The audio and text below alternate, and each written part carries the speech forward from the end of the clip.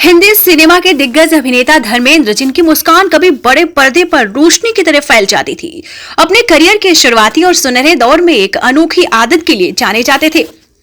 फिल्मी गलियारों के पुरानी फुसफुसाहटों में अक्सर ये बात तैरती सुनी गई है। हर बार जब उन्हें किसी बड़े अवार्ड नाइट शो का न्योता मिलता, वे एक नया सूट सिलवाते, उम्मीदों की नर्म तहों से भरा हुआ। धर्मेंद्र के करीबी बताते हैं कि केवल फैशन का शौक नहीं था, ये उनके दिल में पलने वाली एक शांत सी उम्मीद थी कि शायद इस बार मंच की रोशनी उनके नाम के साथ चमके। दर्जी की टेबल पर रखे कटे हुए कपड़ों में अक्सर उस उम्मीद की हल्की सी धड़कन सुनाई देती थी। लेकिन अवार्ड नाइट आती रही, तालियां गूंजती रही और मंच से बार बार किसी और नाम की घोषणा होती रही।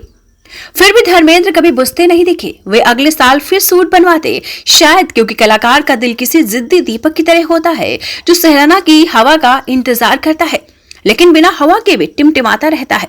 दिलचस्प बात यह रही है कि अवार्ड्स ने भले ही देर की हो, दर्शकों ने कभी नहीं की। उनकी लोकप्रियता, उनकी फिल्मों की चमक और पर्दे पर उनका जादू, इन सभी ने उन्हें वो स्थान दिया जहां कोई ट्रॉफी पहुंच ही नहीं सकती।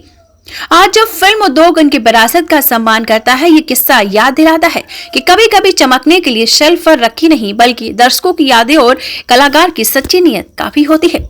हम आपको सुनाने जा रहे हैं क्या कुछ वो किस्सा है, सुनाते हुए इमोशनल हो जाते हैं धर्मेंद्र। आप सुने। बॉलीवुड के महान अभिनेता धर्मेंद्र का 24 नवंबर 2025 को मुंबई में निधन हो गया।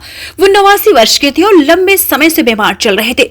धर्मेंद्र को हिंदी सिनेमा के इतिहास में सबसे बड़े अभिनेताओं में से एक माना जाता है, जिन्होंने अपने करियर में 300 से अधिक फिल्मों में काम किया था। अभिनेता का सफर 1960 में शुरू हुआ, जब उन्हें फिल्म दिल भी तेरा हम भी तेरे में मुख्य भूमिका के लिए साइन किया गया था। इस फिल्म के लिए धर्मेंद्र को 51 रुपए फीस मिली थी, जो उस जमाने में बहुत ज्यादा हो रही थी। मगर 60 के दशक के अंत तक धर्मेंद्र एक स्टार बन चुके थे। उस समय धर्मेंद्र का नाम चारों तरफ छाया हुआ था। उन्होंने अपने करियर में 300 से ज्यादा फिल्में की, जिनमें फूल और पत्थर, शोले, प्रतिज्ञा, सत्यकाम, मेरा गांव मेरा देश, चुपके चुपके जैसी हिट फिल्में शामिल हैं।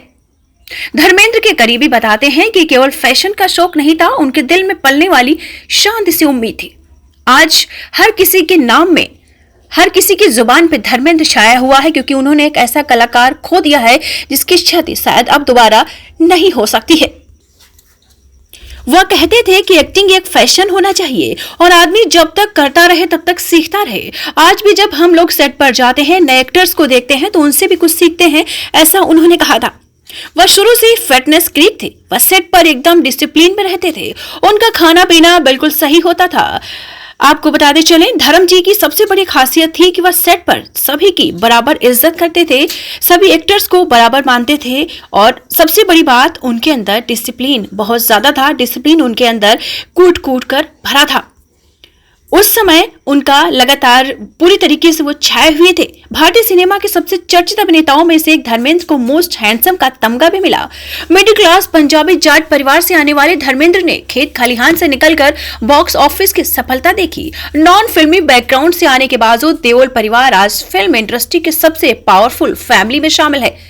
देओल परिवार के सबसे सुपरस्टार रहे धर्मेंद्र की तीसरी पीढ़ी बॉलीवुड में एक्टिव है। न सिर्फ फिल्मी इंडस्ट्री बल्कि भारतीय राजनीति में देओल फैमिली का दबदबा आज भी कायम है।